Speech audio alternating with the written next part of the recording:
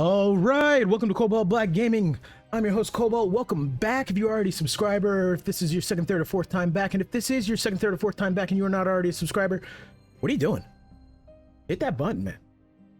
Because if you keep coming back, you might enjoy some of the content I have to offer. And if you hit that button, it'll tell you every day when my videos come out. It'll tell you when I'm live, and it'll help me out greatly. And then I can make more content for you guys. Anyways, today we're doing a roguelite that slipped my mind. And I say that because Lost Castle 2 has been in early access for quite a bit right now. And this is one of my favorite roguelites of all time, full stop, period, no exceptions, done. I absolutely love this game. I only have about 70 hours in it, and that's because, I don't know, if you watch a channel, you understand I play a different game every day, so getting back to it is hard, but this is a mainstay for me and my friends. You know, we do the Furta Boys Friday stream, we do the Battle Bros stream on Saturday, and whenever we're like, you know, I don't have a game I'm super wanting to showcase right now, we fall back on Lost Castle 2 because it is such a well-done game and so fun. I do have more hours in this game, by the way. You're just seeing the 2 save files I didn't delete. Don't worry, this isn't a Rotwood scenario. My main save file is still right here. But today we're going to start a new one. And that's so I can show you guys this game from the beginning. But this game has been, you know, steadily pushing through early access with regular updates, more content each time. Keeps adding new weapons. It's a great time.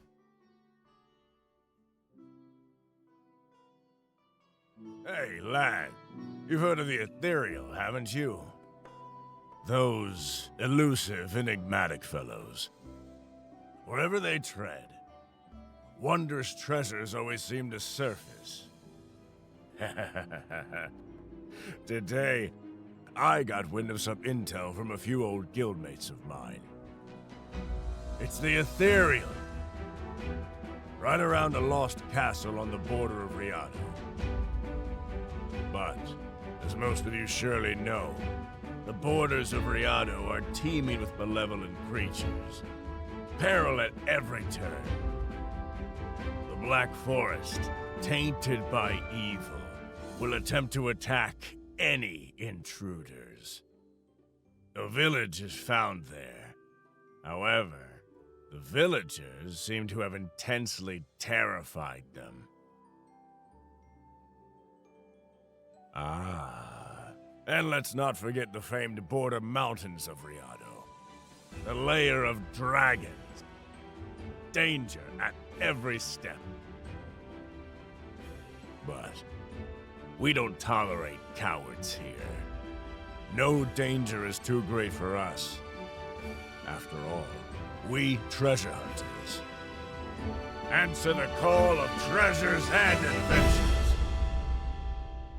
All right, so that is the main story of Lost Castle 2.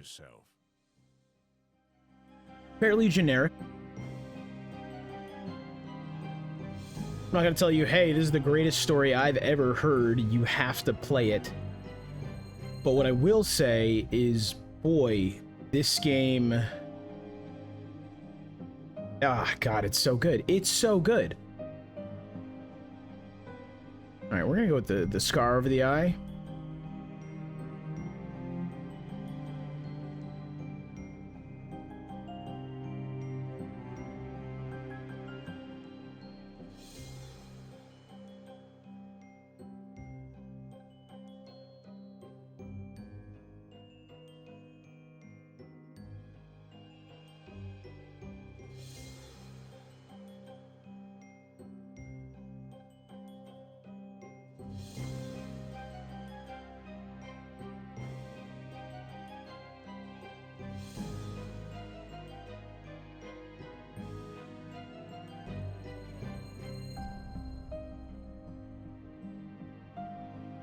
You see, there's some decent for the way they did this system. There's some decent customization options here, and I kind of greatly enjoy that.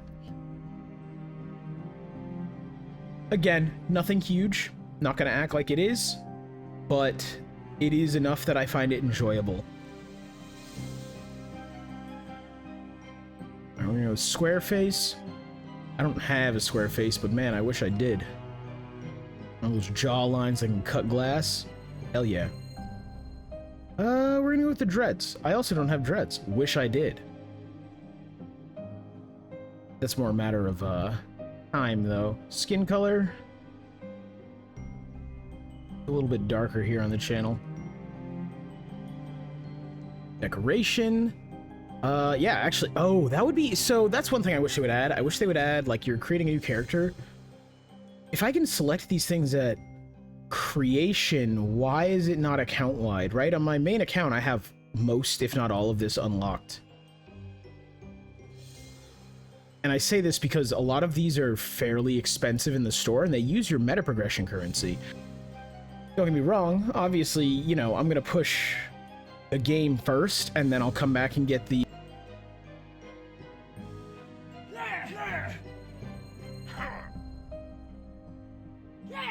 then come back and get the accessories, but we're gonna go with this, and I think that is about it.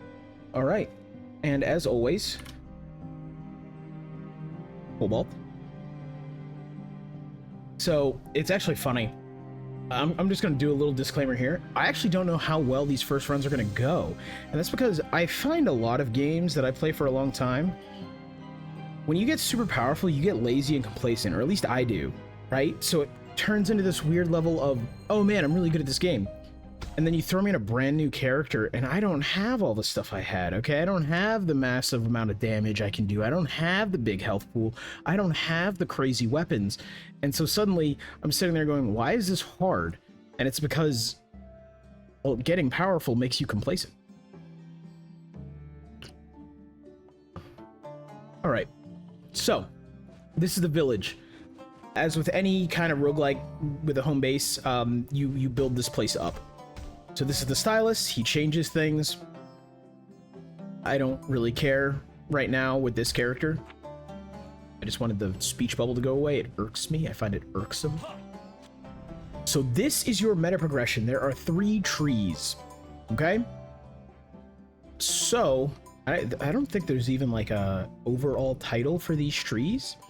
However, essentially, what I like to do is rush certain nodes on these trees anytime I play. So I rush these nodes, Expanded Amulet, and that's because you get like trinkets from beating bosses, and you can start the runs with the trinkets, and they all give you a different power.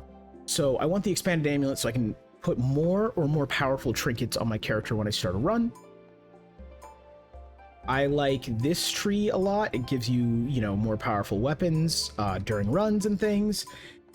And this tree has a lot to do with your runes. So this system in a run, your power is based on runes. So if you read this, or if you look at this, right, Ethereal Rune Research, activate the hidden power of runes. Red rune stone is plus 1% critical damage. Green is plus 4 max HP, and blue is plus 1% skill power. So this is an added effect, but it is indicative of what these runes do.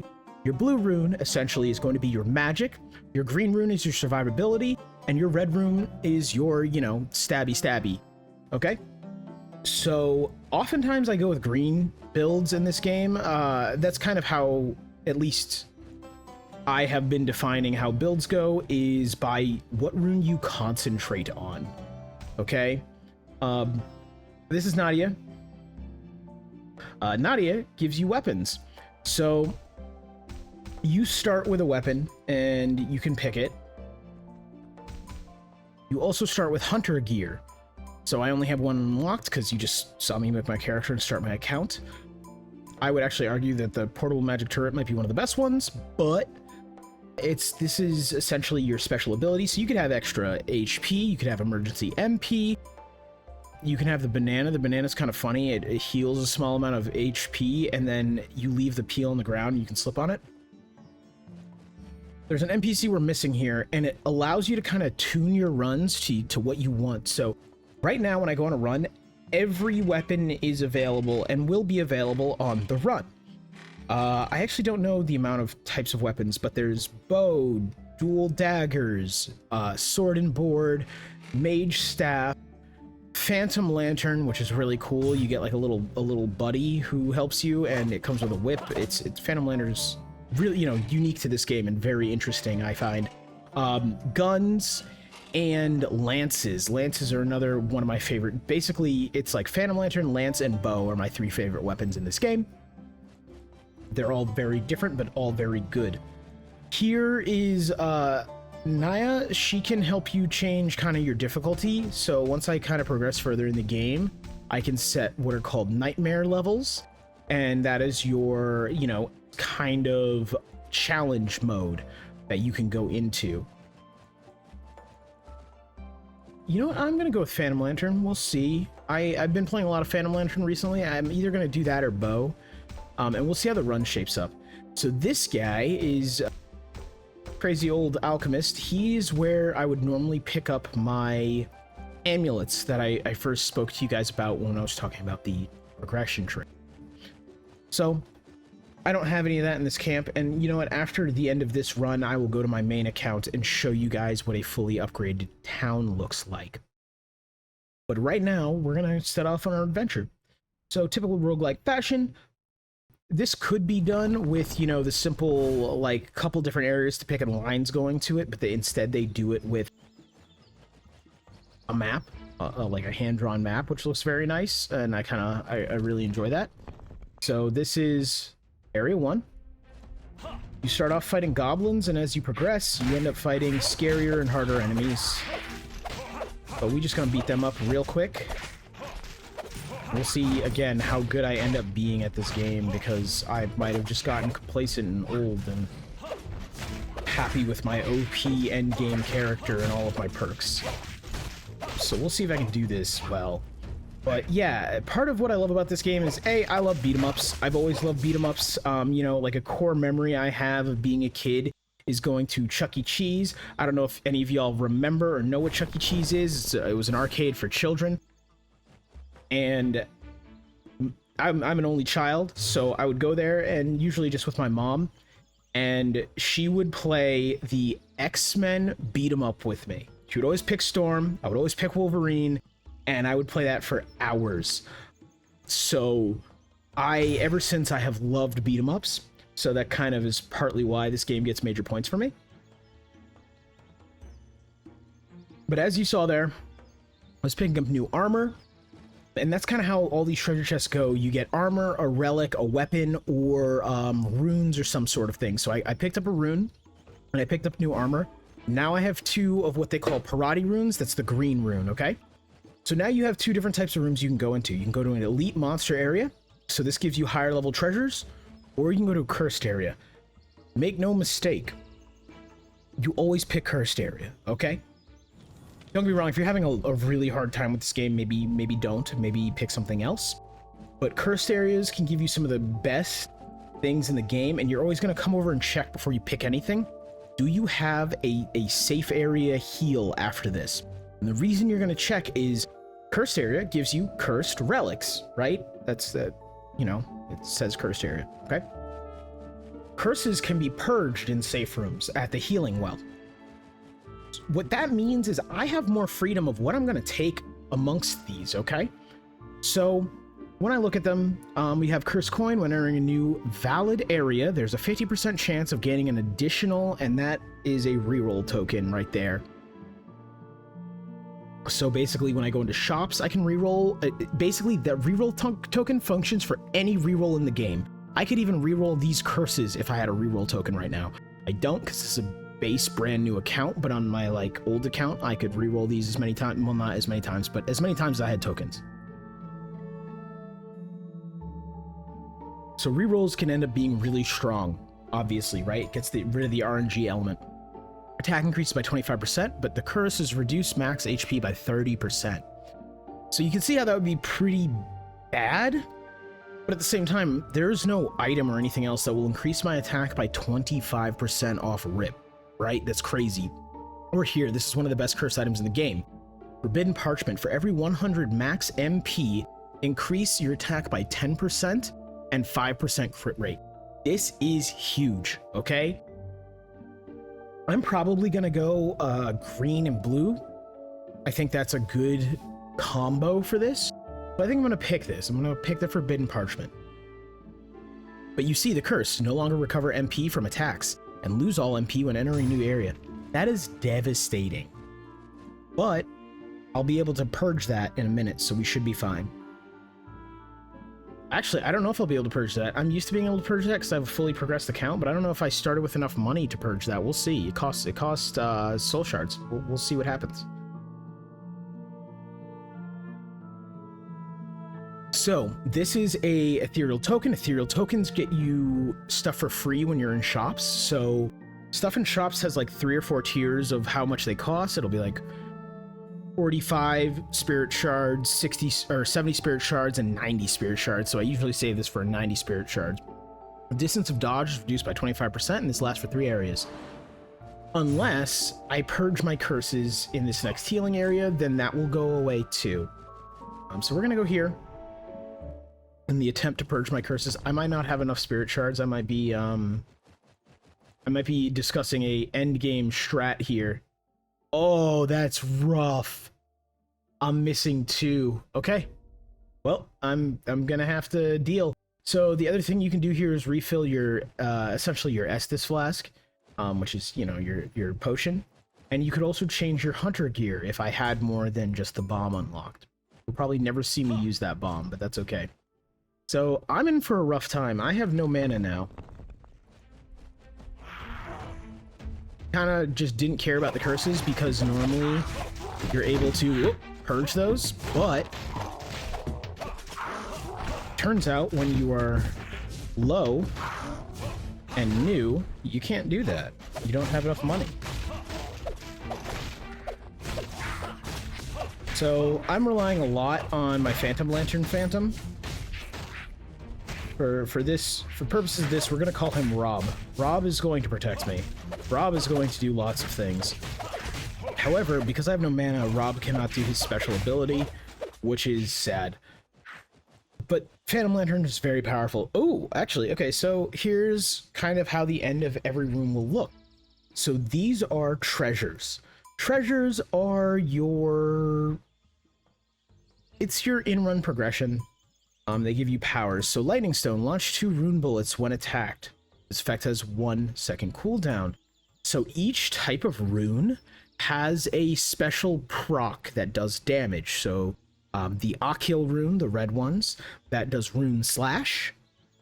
Alright, so if you build a crit build, rune slash can be very good for you. The Parati rune, the green one, has rune quake. So that's an AoE on the ground. Rune quake is very, very powerful if you spec into it. And then the Naru rune, i.e. the blue one, has rune bullets. So I will be going green and blue. However, Four-leaf clover is great. Epic treasure drop rate is increased. This is phenomenal to get where I just got it. Right, if I got it later in the game, I wouldn't really care as much, but I got it super early. That's amazing. This is a shop. I don't like to go to shops unless I have probably around 300 to 400 currency. And right now I have 53. Sadly, enough to get rid of the curse I have on my item if I was still able to. Alright, we're gonna send our Phantom into overdrive here. So he gets real mad and slaps the crap out of people. This is why I want Phantom Lantern, because he can kind of handle half the arena while I'm doing other things. It is... I wouldn't say it's broken. Other weapons can get quite powerful, but for someone starting out, a brand new account, I think Phantom Lantern might be your easiest clear kind of thing. Okay, so this is a new weapon. I am going to go for it. It gives me 1 extra attack and 25% extra HP. It also has affixes. So if you look at the bottom, RB special action damage plus 25%, summon creature damage plus 20%, right? Whereas if you look at my old Rusty Lantern, no enchantment. So we swap that out. We're going to dismantle this, and these iron bars you can use later to enhance your equipment. We got an Ethereal's coin. That's great for rerolls. I already went over that. So now we're looking at more armor. And the only thing I might go for is maybe this. I lose 4 HP. However, after using my right trigger weapon skill, recover 10 points of MP. The right trigger skill is the one that uses MP, so that's actually kind of nice. But on a successful hit, there's a 15% chance to increase crit rate by 10% lasting 5 seconds. We're going to leave it with the Imperial Soldiers. So what do I do if I'm not going to pick this? I'm going to dismantle it. I get this iron for later. And so when I find what I would call my forever weapon or forever armor, I can enhance it more. We'll see if we... Oh, God. Polnareff. I mean, Goblin Champion. It's not Polnareff from JoJo's Bizarre Adventure at all. So, we'll see. This is probably one of my most hated bosses in the game. We'll see if I can handle this adequately. I don't trust myself, but, you know, I play a lot of this game, so maybe... Ooh! Please no. Thank you.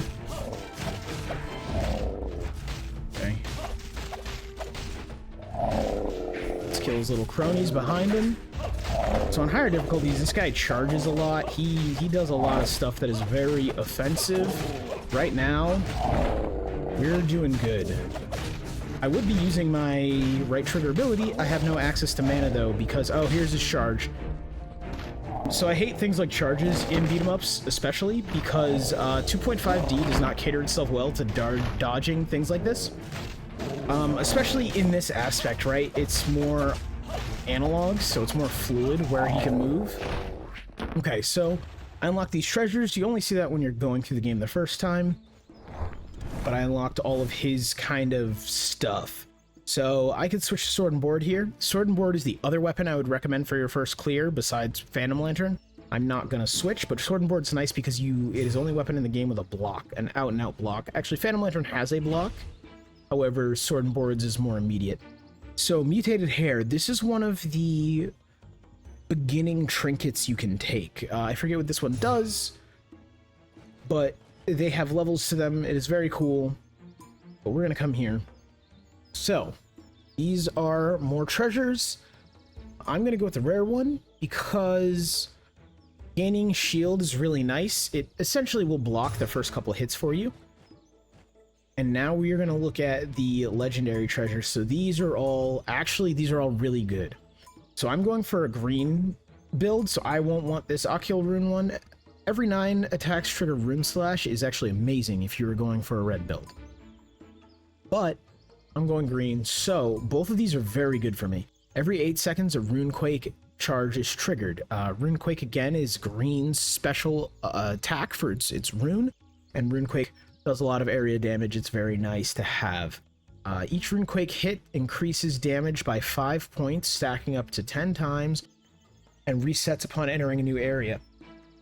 So Parade's Crown can become quite powerful if you build green, right? You see, so this top effect...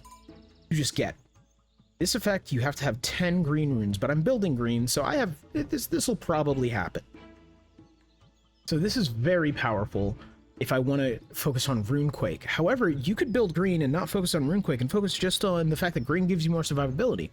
Now we have Parade's Key.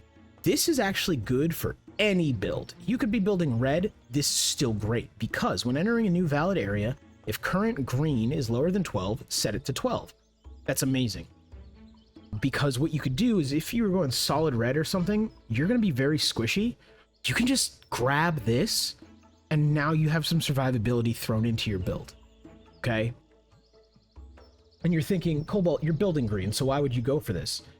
Because later I'll get more than 12 green runes. Like, this will no longer affect me after a certain point.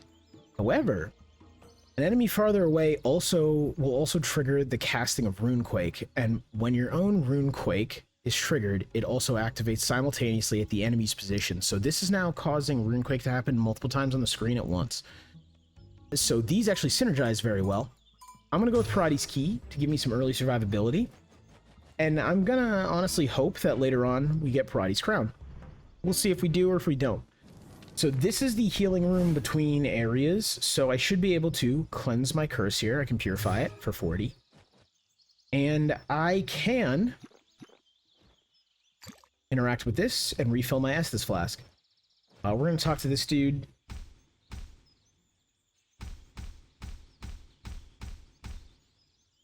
He, again, I don't even think I needed to talk to him, but whatever. So there are two areas to go to here. The Saltpeter Desert is one of the newer quote-unquote areas. It was added after the beginning of early access. It's a desert just like it sounds. We are going to pick the Abandoned Village though. I find the Saltpeter Desert to be a bit more difficult than the Abandoned Village, and I don't think it's actually more difficult. I think it's just I'm used to the Abandoned Village and the Saltpeter Desert was new. So it can get the drop on me a bit better, right? Alright, so we're gonna roll through here. There's always, between maps, there's like a little room like that where nothing happens. And I guess that's so you can get up and go take a bathroom break, because the thing about this game is runs are quite long. You know, if you've ever caught one of our streams, you might have seen Alan and I kind of comparing this game with Rotwood, because they're both essentially roguelite beat-em-ups. However, you know, we like Rotwood because it's very pick-up and put-down friendly. Whereas if you're playing a run of Lost Castle, you're sitting down for an hour, right? That's what's happening. Oh, I have mana now. I forgot about that. Okay, so my Phantom can actually do his attack. So this is his attack. These are like CC mines. They basically, they're frost mines, essentially. They grab you, grab my enemies. Okay, so we're gonna come here. This one gives an Akil rune. I don't care. This one gives a Naira rune. So after using RT weapon skill, gain a small amount of the corresponding weapon energy with a cooldown of 1 second. This is good. I don't want it. I'm going to use my coin that I got a while ago to re-roll. When there are enemies nearby, cast 1 rune bullet for every 15 meters moves. That's really good. When RB special action hits, there's a chance to generate electric sparks. This is also really good. Obviously, it's purple, so it is supposedly better than this one. My special action doesn't necessarily hit things, though. Depending on the type of Phantom Lantern I have, it's going to just block. Currently, it just blocks. So maybe that will hit a guy, but I'm not going to rely on that. So we're going to... I took what I took. We're going to go here. We're going to get more cursed items. We always want those cursed items. I'm going to come here. We don't have a heal, so this means I really need to pay attention to the curse I'm getting. Right? I cannot just willy-nilly grab a cursed item and go, this is good for me, and see what happens. So, reduce max HP by 30%. I don't like that, but I don't hate it. Curse using right trigger weapon skill increases MP consumption by 100%, but I also have double the mana. So, essentially, this curse ends up being nothing. Right? I double my mana, but I double the MP cost, so everything functions the same until I cleanse this, and then the double mana will be very nice. But as I had last time, the higher my MP, the more attack percentage I get. So I'm probably going to take Curse Magic Crystal. However, this one is specifically for Runequake, which is really, really good. Runequake final damage increases by 25%, and for each point of Parati rune, it increases an additional 1% up to an extra 25%. That's crazy. So you could get up to 50% extra Runequake damage with this. This is awesome. However, defense decreases by 5 points, and for every 5 points of Parati rune, defense decreases by an additional 1 point, up to an extra decrease of 5 points. So my defense could go all the way down by 10 points. Let's check my character real quick. My defense is 1. So, I don't want to do that, alright? Getting down into negative defense is bad. Both of these would be very good, though, for this build. If I was playing with more people, I might go with this one. And I'm actually... most things can hit negative values. I don't know if defense can hit negative values in this game. But I'm not about to find out. So we're going to go with this one that essentially doesn't affect me. It does, but it... again, it essentially doesn't. Really, what's actually happening is I'm just getting more attack percentage. So we're fine with this. We don't want that guy to hit me, that old dude. With the shovel. Old dudes with shovels, be wary of them. They're strong. Yeah, so again, because I don't have all of my meta progression, I'm taking things very slowly and carefully. Whereas normally I probably would have ran in here screaming Leroy Jenkins and bodied everybody in 0.2 seconds. But there are, because I've been playing so long after my village was fully built up, I don't actually know what is meta progression and what is not. You saw me make that mistake earlier. You saw me be like, oh, I'll have enough to purge this curse, and I did not. Okay, upon being attacked, we'll push away surrounding enemies, 1 second cooldown. I normally wouldn't take this, but it is such better armor that I don't care about this crit chance, so we are going to take this and dismantle my old armor. Always remember to dismantle your old armor. We got a coin, so that's good. We'll take those.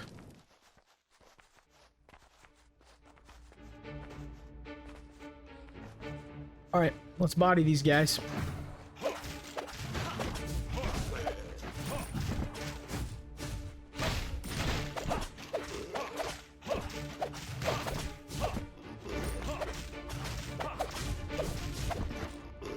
Alright, this isn't too bad. I also kind of forget, though, like, right, I had all that meta progression, but I also I was playing on nightmare levels. Whereas with this, I'm just playing on regular levels. I'm still afraid of the boars, though. There's no good way to CC them, and they will mess you up. But my rune bullet took care of that, so we take those. So if you ever watch me dodge or run a certain thing and you see like those two little bullets pop out of me, that's rune bullet. Very good. Alright, we got summoners here. Summoners are kind of a problem. You can also pick up knockdown enemies and throw them, which is fun. Alright, so let's see what we got. We will not be taking this weapon. I like to stick with one weapon in a build because there's a lot of things that are fairly niche to that weapon. But you can switch, and it's probably better if you switch. Be more flexible than me. I'm very rigid when I play this game. So Thunder in a Bottle, we're going to take this. It counts as a summoned creature. There's a lot of bonuses I get to summon creatures because of having a Phantom Lantern. And it functions off of blue runes, which is my kind of secondary thing I'm going for. Okay, we're going to take a look at this guy. I get 31 extra HP and 10% skill power. So yeah, we're just taking this.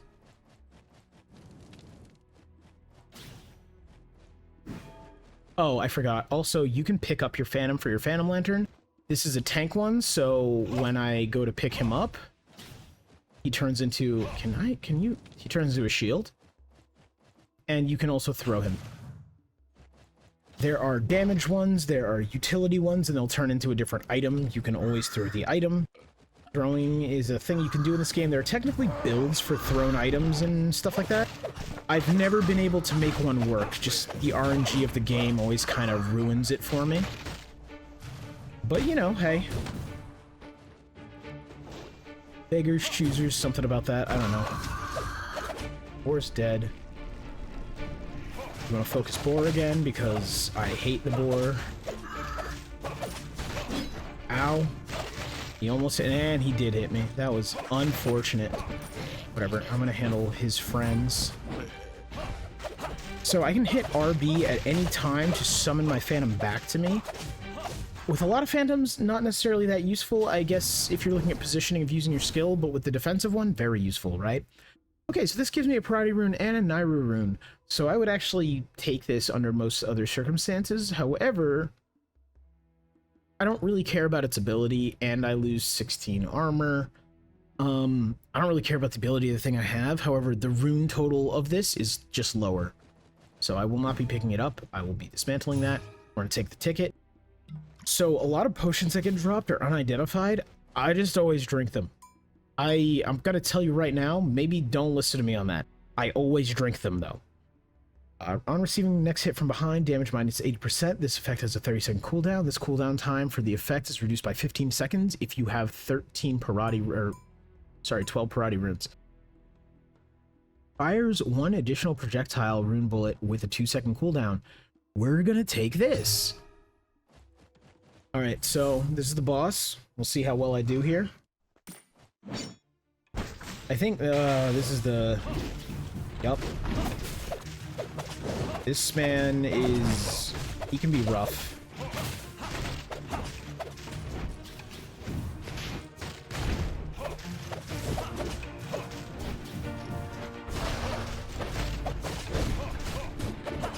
Uh-oh. Yeah, sorry if I go quiet during bosses. I'm just trying to lock in and not fail. I don't actually think he's gonna hurt me too bad, but I don't want to... I don't want to talk shit. If you talk shit, you get hit. That's how that works. Please no. Do not Getsuga Tensho me. I have watched too much Bleach for this to happen. So your Phantom can die, which is what just happened to Thud here. He is gone. He's back. Oh, you not? Okay, I would like you to not hit me, sir. It's very rude. You know what? I have a bomb. I can throw that. So dodging does give you iframes in this game, so no worries there. He's much harder when it's on nightmare mode. This guy was fine. Greatsword is another thing you can use. I hate greatswords in this game. It's just me. It's my personal playstyle. This is his trinket you can get, and we can start with that next time. Imperial staff. So staves are really good. I love staves in this game.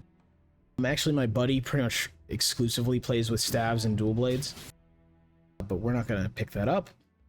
We are going to look at these. Upon entering a new area, if current HP is above 180, karate runes are increased also by 4. That's pretty good. That's actually very good for what I'm trying to do. This guy's red and green, so I don't care. I lose 12 HP, though. And the karate runes increasing by 4 might be a problem. It won't be a problem. It won't do anything right now. It'll do something later, which by then I'll probably have better things. I'm going to dismantle that. We're going to come here. Okay, every 8 seconds. Boom! This is what I was going to take earlier, but I'm going to take it now. That's fantastic that we got Parati's crown. Again, I'm building green blue, so I don't need this guy, but this guy's pretty good.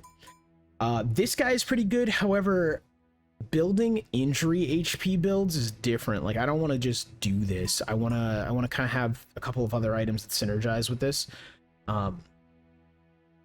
Yeah, it's very good, but it's not how I'm building, and I don't really care for it at the moment. So we're going to go with this. And now we're going to be able to cleanse our curse, which is what you always want to cleanse it. Maybe not always. I say always. That's a pretty blanket statement. Sometimes you don't have to.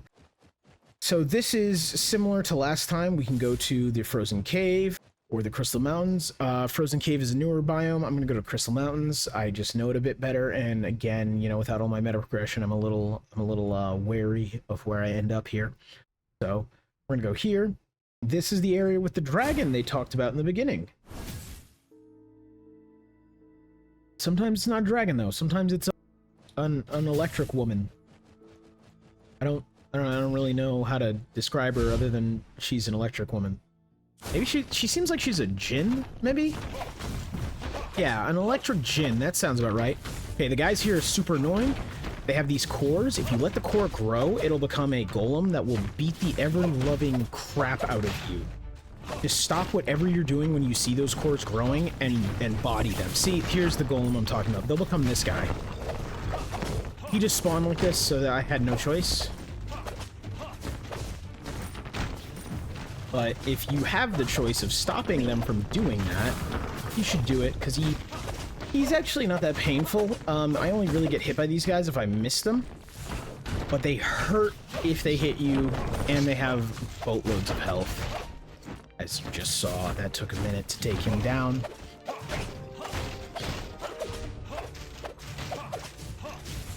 The hedgehogs are super annoying, probably one of the most irritating enemies in the game. This is... Okay, so core, we're gonna take this first. And you can throw the core at enemies to great effect. It will hurt them.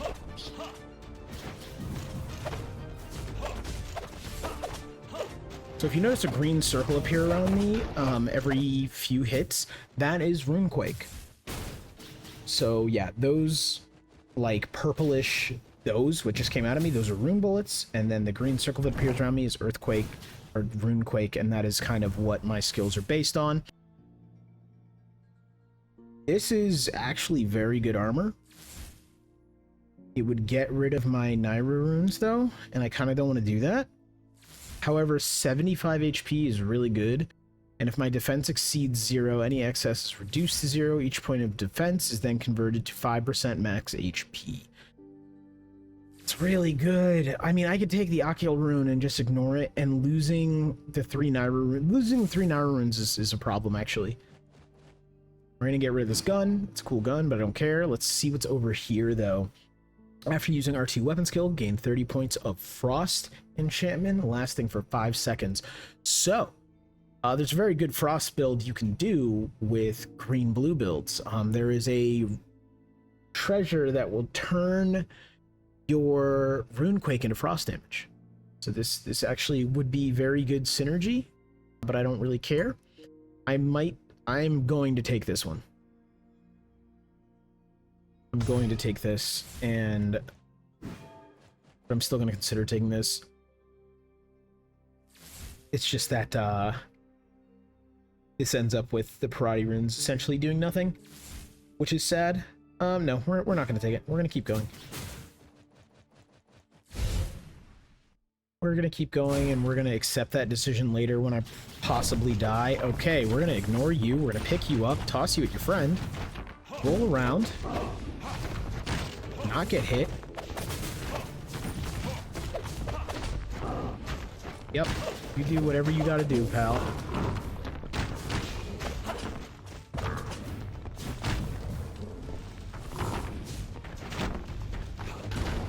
And those are just strong enough to break each other, which is very nice.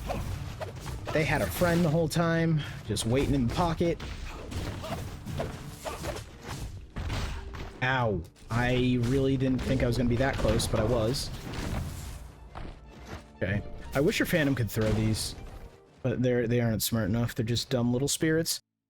Entry HP, so this is what I was talking about earlier. This is one of those things that will really help a build like that, but we are going to go for skill power for plus 1.5% for every point of Nairu rune. It's not that great. I'm not going for a skill build because I'm going Phantom Lantern. I usually don't go for skill builds on Phantom Lantern. I actually might want to reroll this. I'm going to reroll this against my better judgment. Oh, and here's what I'm talking about. I should have taken that armor from last time, but that's okay. We are going to take the Runequake changes to Frost damage. That can lead to a very, very powerful build. So we're going to do that. Okay, more cursed objects. Let's oh, and we have a heal. Do I have enough money? I have 164. That should be enough. For every 20 MP consumed, increase skill power by 5%, lasting 2 seconds, stacking up to a maximum of 50%. That's pretty good. Attack increased by 25%. I could take it or leave it. Defense increases by 8, and you will not suffer stun or knockdown on enemy attacks except certain moves. This is dangerous. This is one of those things I don't always take, because the knockdown is what lets you know you got hit sometimes. I'm going to take it now, but that's because I'm playing solo, so I can find my character a lot easier, but like when playing multiplayer, I don't like this. I don't like this at all. It's a very good way to get yourself killed because you're not noticing you're taking a lot of hits. Oh, and we're about to heal, so what do we got here? Iron ingots.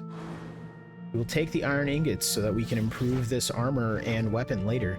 I'll probably go for a different weapon and armor the further I get, but because it's a new account, I don't have a lot unlocked right now, so I actually don't know what I can grab. Purify for 70. We don't need to refill the Estus flask. I always choose challenge areas when given the chance. If you're very new to this game, you might regret that, so, you know, to each their own, do what you're comfortable with.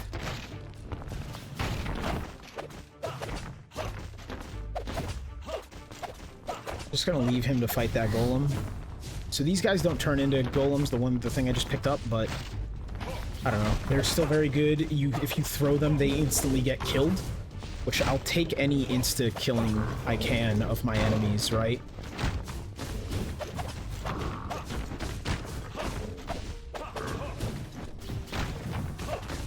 Alright, so that's done. We're gonna roll him at his friends.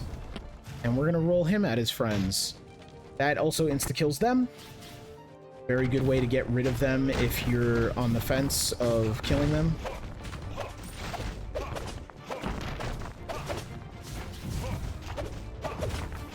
This might be one of the few games you'll see me play on the channel, but I'll just be like, no, I am good at this. I will say a lot that I'm not the best at games. I am good at this one. Not the best, but I would not say I'm bad. There's also a lot of crazy builds you can do with this. There are a lot of gimmicky builds you can do with this. I don't like investing in those myself. I always drink the potion, doesn't matter what it is. Mostly just because, I don't know, I like playing a lot of beat-em-ups in a straightforward way. I am not a big fan of the, oh, well, if you take this build, then you can jump in the air constantly, and it allows you to stay immortal, but, like, you're not really playing the game anymore, you're just chain jumping and crap like that. Don't get me wrong, I think those builds are really cool. Whoever figured them out, that's awesome. It ain't for me. It's not how I like to play games. I like to just kind of play them with face value and for how they were designed. Alright, I gotta start paying attention to this guy because he's dead. We're good here. That is the biggest problem with being able to pick up your phantom. Sometimes it'll get in the way of you interacting with other things. I just wanted that guy to get hit by the rock. I didn't care about killing him. Alright. You should also watch out in areas like this. There can sometimes be secret chests, so like back here there might be one, but there's not. There are areas with very clear secret chests. Oh, a bunch of currency. We will take that. Gotta love currency. So the way I play with the shops in this game is I ignore them until the very last shop, and then I spend like 600 currency at once. Here's a thunder sprite. So, okay, that's not too off from a djinn. That's just a small, angry djinn. Which I guess djinn are already angry, so that's just a small djinn. The way this boss fight works is she summons these crystals that fall. They do damage when they fall. And then once they fall, they can be picked up. If you pick them up, you throw them at her, it breaks her shield, as you just saw. And this is your damage window. This is your burst window. Do whatever you can right now. And still watch it. She can hit you when she's like this. She just takes more damage. And you can still throw her crystals at her. They still do quite a bit of damage to her. She's not very tanky as long as you get rid of her shield. Okay, we're taking damage though, which isn't good because my phantom's dead. I'm gonna heal up. That's kind of the first time you're gonna see me do that. Healing in this is your Estus Flask has a percentage, and it matches your HP percentage, and that's how you heal.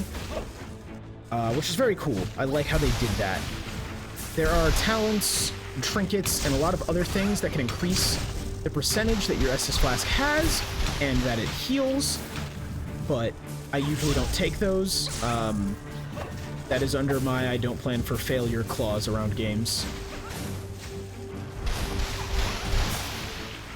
Please no. So we got 1 at her, we got 2 at her. She's gonna take 3 to go down this time.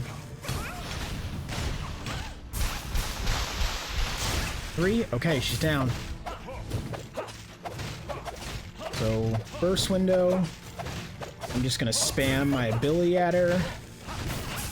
I'm gonna put my phantom into overdrive, which is tapping RB twice. We are going to grab these and chuck them at her. Just basically doing everything I know that will hurt her the best way possible.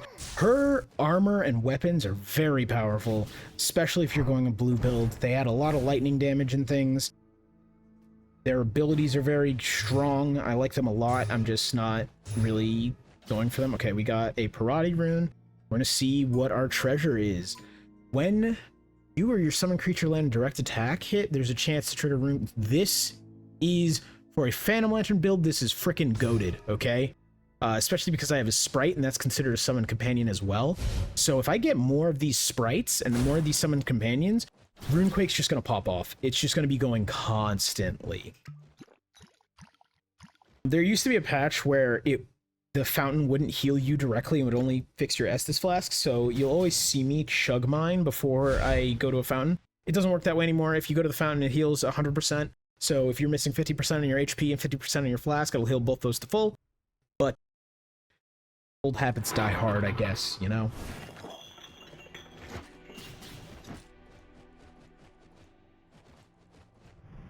Enter new area. Okay, the bridge is where things start getting a little hairy. You got these weird worms. You can interact with them, and it makes them shoot a bomb.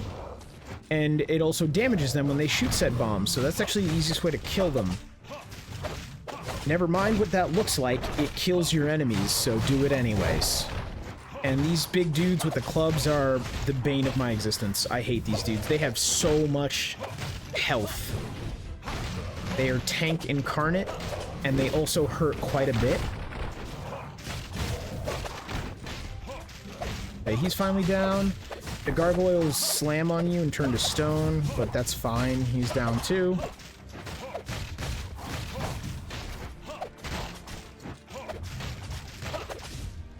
Alright, second wave. There's always a second wave. Never not second wave. But we are triggering Runequake enough. You know, not the best build I've ever made, but certainly not the worst.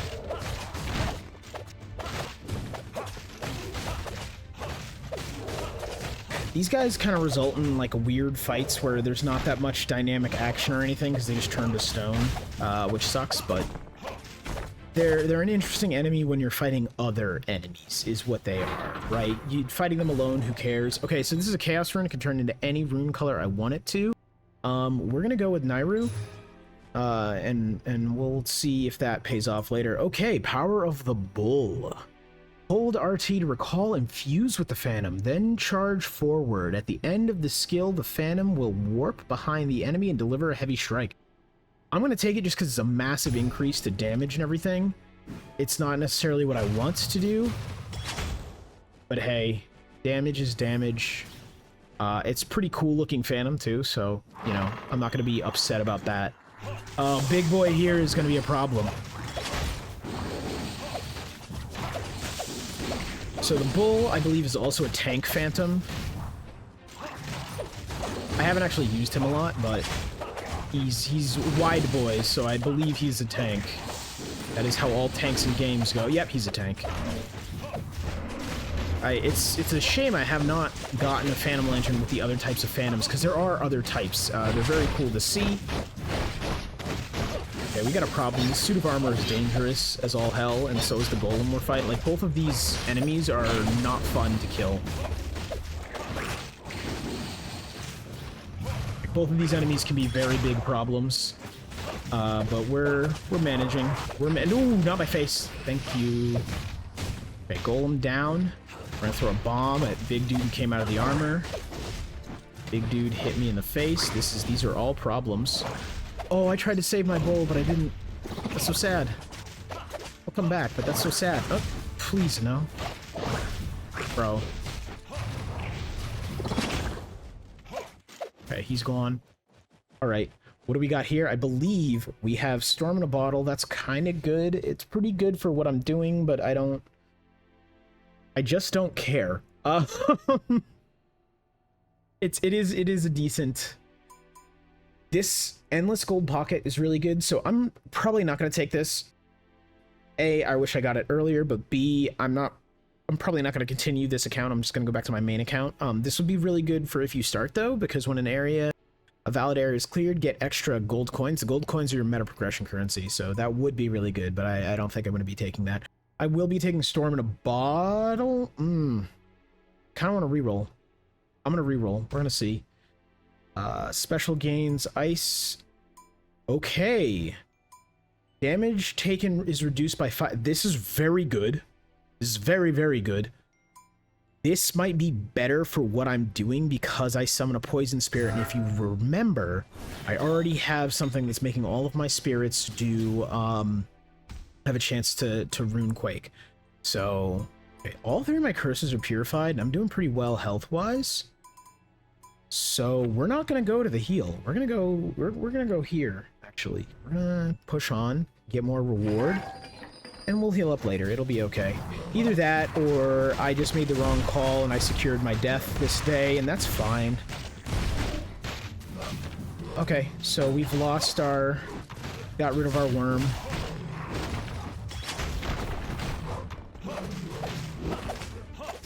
Okay, and we're dealing with 2 of these big chunguses, but that's alright.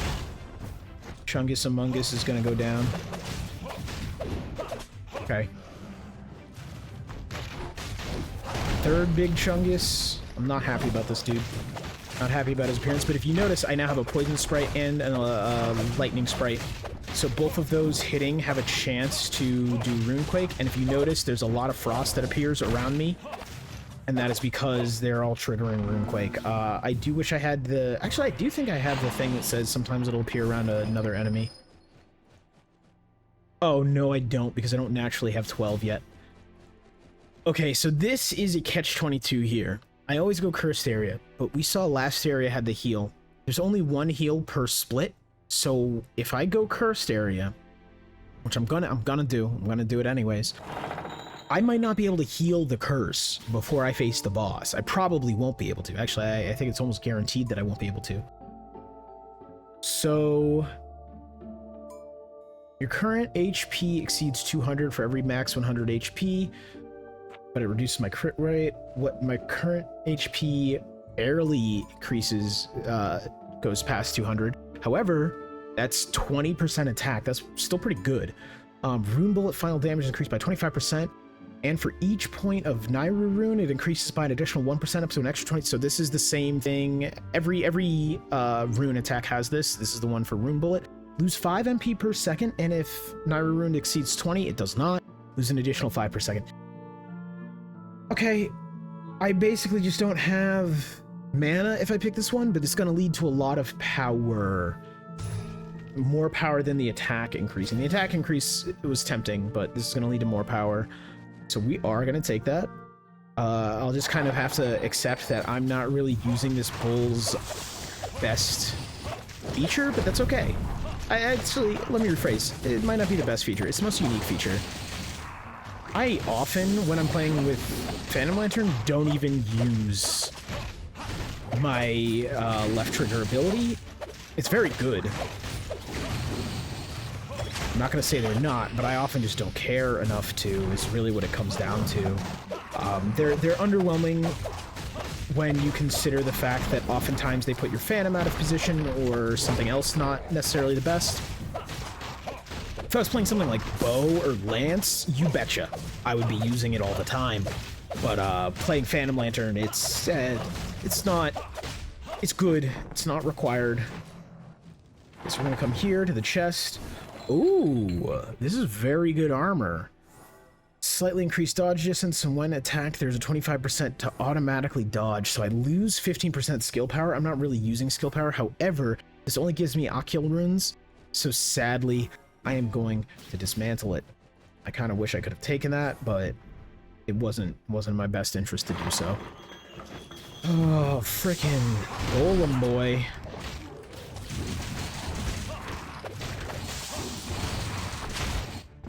Okay, he just impaled me. That was bad. I need to get behind him. I need to let my Phantom take the brunt of his attacks. You know what we're gonna do? We're gonna get on this side of the worms and just kind of fire off bombs to get them off of me, because here's the thing. If I just left them alone, that whole fight, I'm just gonna get artillery shelled, right? Which, I don't care who you are, it's not good to just get artillery shells pounded on your head. Okay, Golem gone. Alright, we just got little dudes and one Chungus to deal with, and I'm fine with the Chungus. I think my Phantom has decided he has personal issue with him,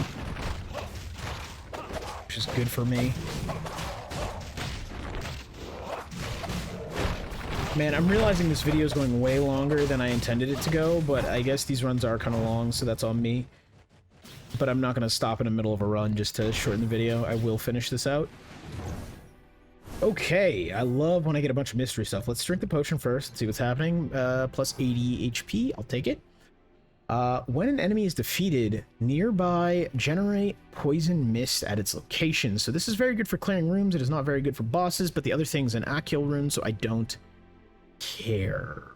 It does increase your attack. I'm not going to say, like, I could take it. It would be useful, but it's just not what I'm doing, and I don't really care for it. This is awesome. We are taking Runed Robes of Nairu. Because this is going to increase my Rune Bullet damage by quite a bit, I would prefer the Rune Quake one, but beggars, choosers, you know the story.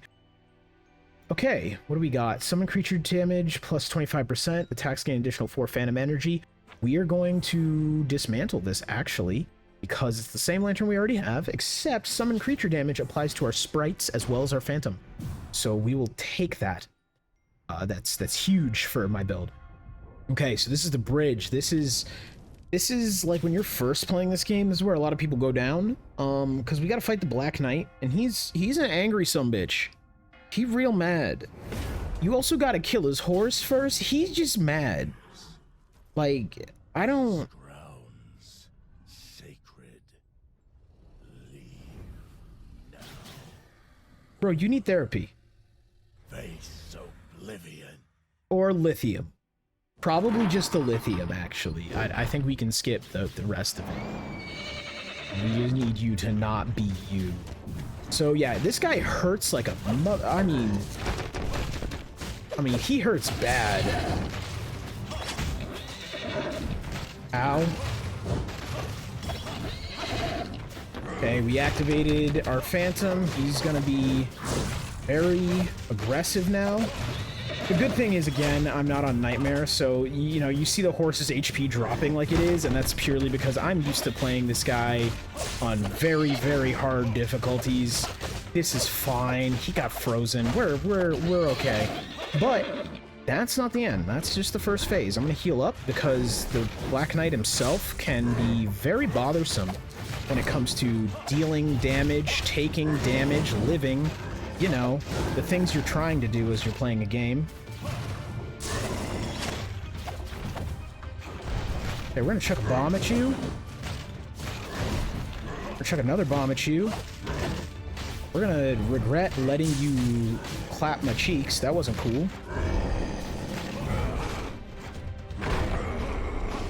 Okay, so this one's rough. Yeah, he grabs you and does this attack.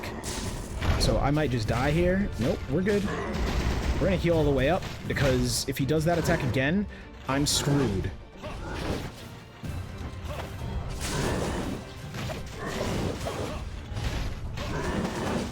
Okay. You take these. I don't want him to hit me again with this. We're gonna let the Phantom kill him. Boom. Alright, we're good. We're good. He drops what I consider to be one of the best armor sets in the game, depending on the build you're going for. You can go for a triple rune build. Here's his trinket. We'll take that. We have the Akil rune. It's not worth enough to dismantle. His blades, don't care. Take that. That's also meta progression currency. We take that. What do we got here? Okay, so we're back to the converted MP and HP and this whole thing, but I'm not going to deal with that. Each time you consume 80 MP, 4 electric sparks will be generated around you. Using right trigger skill will activate nearby electric sparks. That's actually pretty good, because usually you can get a lot of things to create electric sparks. I usually don't end up triggering them, is the problem. Upon consuming MP, unleash a thunder attack, which has a high chance of applying electrified to enemies.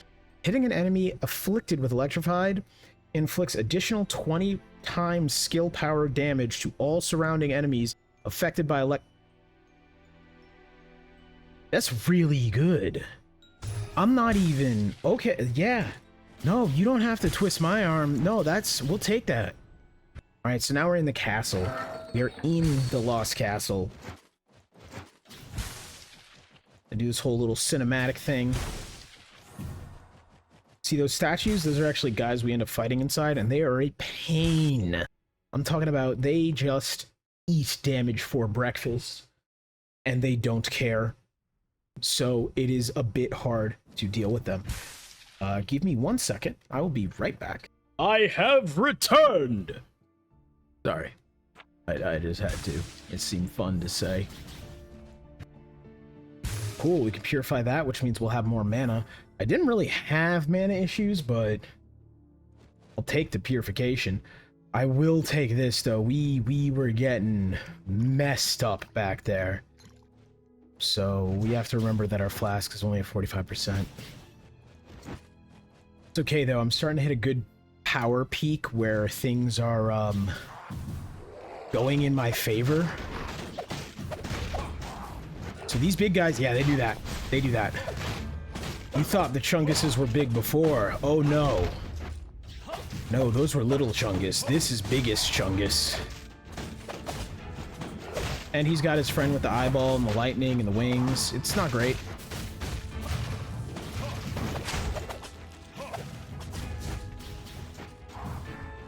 So if I am gonna die prematurely anywhere, it is in the castle. This is the place that kills people.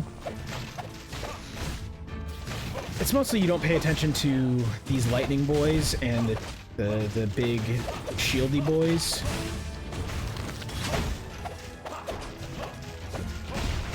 Okay, we're good. We just got the worm left, which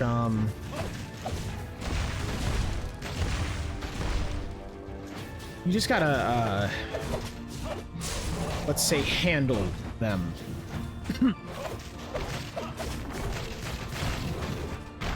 God, that was just me putting myself in a bad situation and being stupid about it. So yeah, now we have Rune Bullet and Rune Quake triggering quite often. Probably dealing a good bit of damage. Okay, I'm not happy with either of these. We're gonna reroll. Jeez.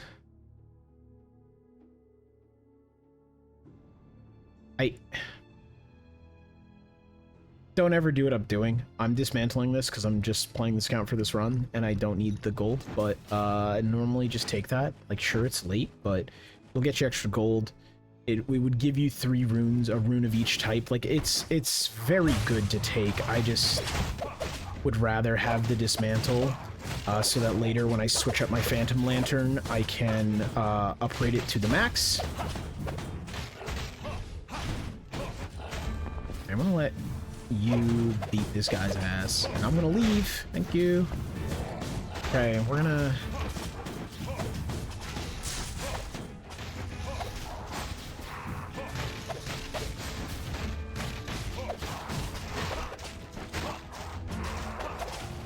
We're just gonna rely on the Rune Quake that comes around me and the Rune Bullets to handle this dude, pretty much. We're gonna handle this guy, though, because... They're a big... It is that weird enemy that I always rush for, because they're actually very easy to get rid of, but if you leave them, they become a massive, massive problem.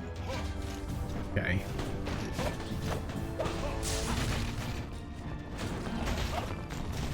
Same thing with these guys who come out of the portals. They're not actually hard. Their issue is because they'll teleport, like, all the way across the stage, you'll finish all the enemies and be on this side of the stage, and they'll have teleported back to the beginning of the stage, and you'll be like, why are we not done with this yet? And it's just because of those guys. And same thing with this little dude I'm beating up right now. He digs. Yeah, see? I bet you... Oh, no, it's still this dude. Still Chungus. I shouldn't have taken damage from him. I should play smarter. Oh, my God. Yeah, one of the digger dudes. Can you... Thank you.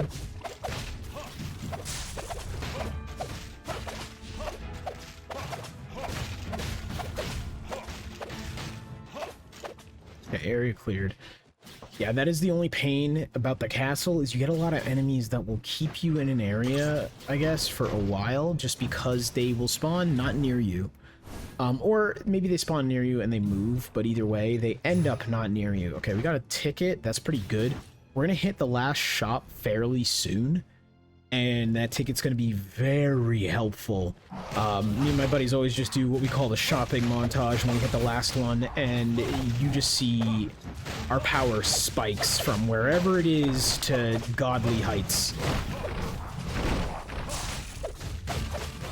Dude, you can keep back hopping as much as you want. I'm still going to slap the shit out of you in the street. What are you doing? Bro, you running? Why are you running? Can't run from the Lord. What we got? Yeah, see, these guys, they all spawned behind me. If I had just kept pressing forward, I'd be sitting there wondering why I have to run back to the beginning.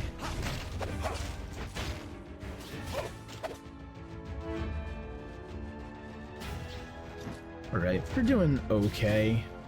Taking a lot more damage than I'd like to take, but that's the nice part about this game, is until you're on, like, really high nightmares, taking damage is not a problem. Like, you don't want to excessively do it, but it's not an issue. Okay. Hello, guys. Ow. Yeah, don't jump out of the ground and hit me. I find it mostly just rude.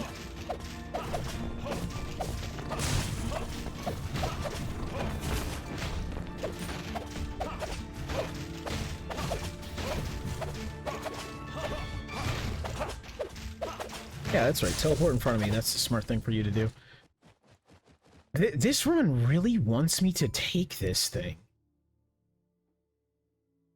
I'm just gonna do it. I don't care. Yeah, normally I wouldn't do this, but I'm gonna go for the heal. I need it. Normally I go for only the ones after curses to purge them, but this one was kind of necessary. Unfortunate.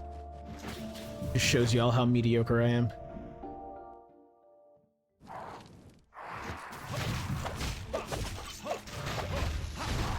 Oh. It's okay, you don't have to be a sweaty, no-hit, like, speedrunner to play games. I feel like that's been such a trend in recent years, and it's like, you don't have to be that guy. You can just have fun. Uh-oh. That was a lot of lightning. And a lot of big mace from Big Chungus. Oh, more big mace from Big Chungus. They're both dead. The Chungai have expired.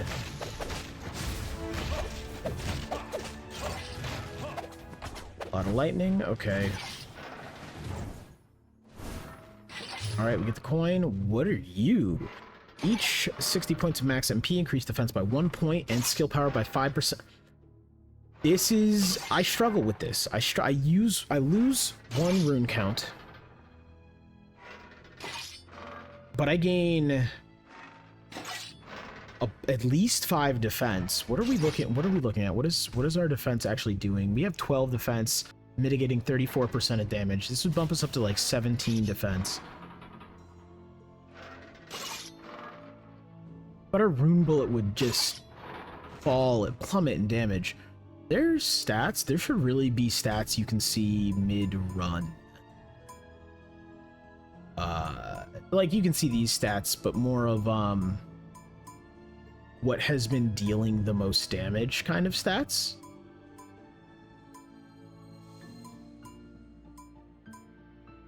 Because I cannot, so I don't know. Because my rune bullet has been carrying me, I don't want to swap this. However, you know what we're going to? I think we can argue that between the defense and the amount of... Okay, we got shopping montage time. This is going to take a second. I do apologize. This will take a bit every time. And that is mostly because shopping is very important in this game. Each time you take damage from enemies, lose HP and gain defense by 1 for area up to a maximum amount of 8. Okay, we don't care about that. We are going to reroll. I'm going to reroll naturally, and I'll use the coins once the reroll starts getting expensive. That's really what we're going to do. We are going to buy this. This is now another sprite we have that will follow us around. It's a frost sprite, so that's very powerful for us because of how we've built. I'm going to do this naturally again. What do we got? What are you? When taking damage, trigger Runequake with a cooldown of 2 seconds. Runequake will deal additional damage equivalent to the current loss of HP by 100%. I will be taking that, but I do want to see what else is here. So I'm always going to use my vouchers that I've collected in a run on the 90 cost item. If it's lower than 90 cost, then I don't need to use the voucher, but if it's 90 cost or higher, I will use the voucher. Ooh! After using weapon skill, return 3% of consumed MP. Don't care. So this is legendary, but at either... Is it this machine? No, it's this machine. I can increase the rarity of items, so I'm not too worried about stuff right now. We will do this naturally one more time, and then we'll start using the reroll coins. Creates a poison mist upon a throw. Alchemy elixir, don't care about any of that. For every 50 MP consumed, increase attack and crit rate and speed by 1% up to a maximum of 10%. buff resets after clearing an area. This is actually pretty good for the boss. I don't think it's 90 monies good. I don't think it's that good. We'll do this naturally one more time, then we'll start using those. New area gains shield based on current remaining alchemy elixirs. Okay, attack +3, useless. Enemies that are inflicted with frozen status due to your attacks will take 3 times narrow rune of frozen damage every second, and this power is affected by skill power. That's crazy. That pops off. That's crazy. I'll take that. Fine, naturally one more time. What do we got? Nothing good, nothing good. This would have been great a long time ago. Consume 100 MP to gain enchantment for 10. Okay, rune bullet deals electric damage. That's kind of cool. I don't care enough about it. Oh, let's check what this armor is. There's a 30% chance to be immune to the first hit of damage received within 60 seconds if I can get my Paratis up to 20. That's good. I don't care enough. Okay, we're gonna come over here. Runequake will inflict damage equal to 45% of the max HP.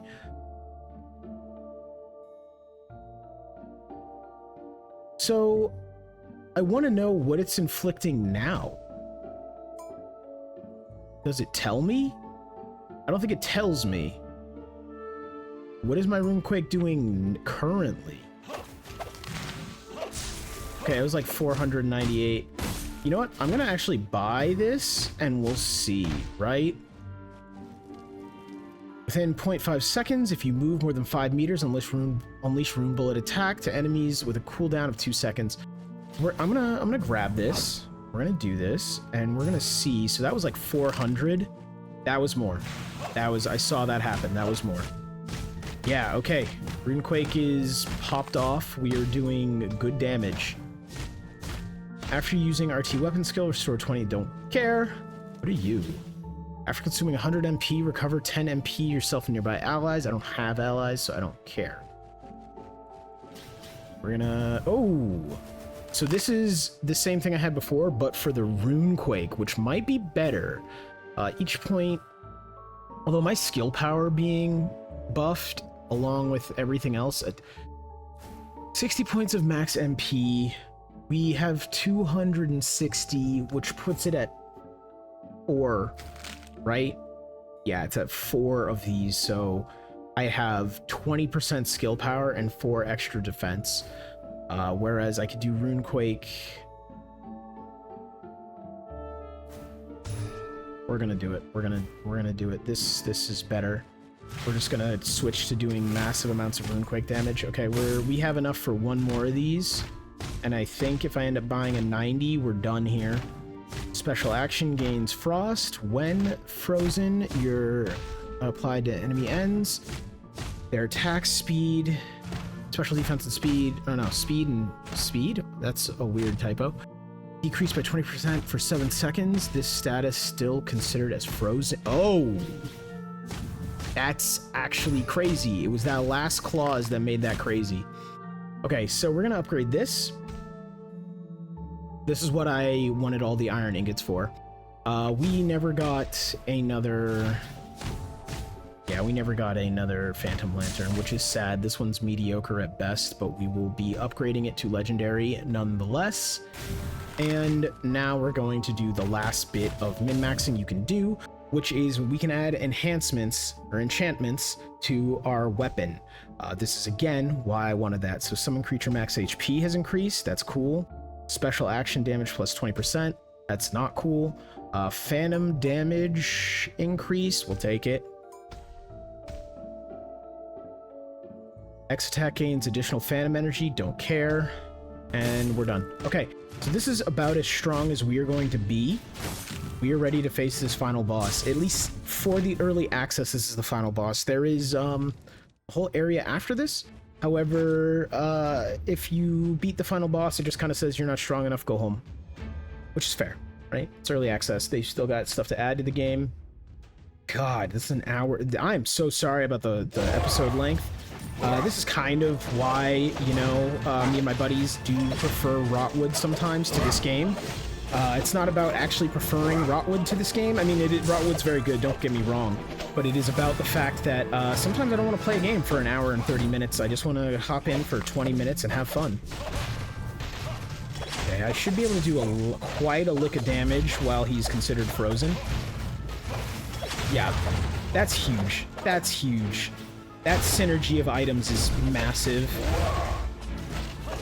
We won't freeze the final boss, but this is the final boss, but he has phases, so he gonna die.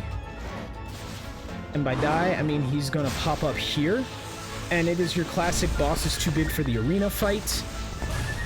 But I can just sit back here in this corner and beat on him. He will hurt you pretty severely if you aren't careful about it. This is why I like Runequake. I can sit here and hit his tentacle and his hand. What is happening? I'm trying to trigger my Phantom's special mode and it just wasn't working. Okay, so his shield is down. You want to beat on his face when this happens?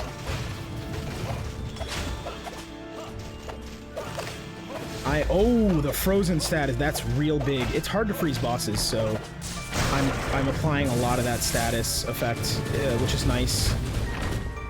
Roll. Back to where we were, okay. That is one thing with this boss. He is that level of sneaky where you could have been doing amazingly, and like, man, he'll shut you down. Okay. Phantom is in kill mode. By that I mean, I think it's called overdrive. I just call it kill mode because, I don't know, reading's hard. Okay, come on down.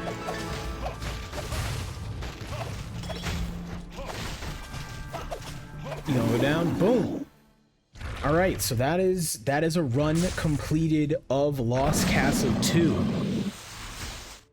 Basically, once this finishes, I'll be able to go back and I'll be able to, you know, spend my meta progression currency that I've acquired. I'll be able to, you know, enhance all of my stuff. So this is his trinket that we can grab, and we'll be able to see what trinkets we can purchase. The black stones you've been seeing after bosses is how you purchase the trinkets. So basically, this is supposed to go to another area upon full release, or actually, I don't even think full release. I think one of the next roadmap things is unleashing this area. Yeah, so it very much shows like, hey, it's getting close, but you're not ready for it, and it's going to send us back to the camp.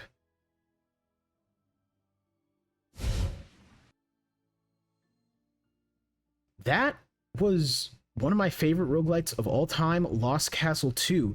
Thank you all very much for watching. If you are still watching, thank you, seriously. I know this video is very long.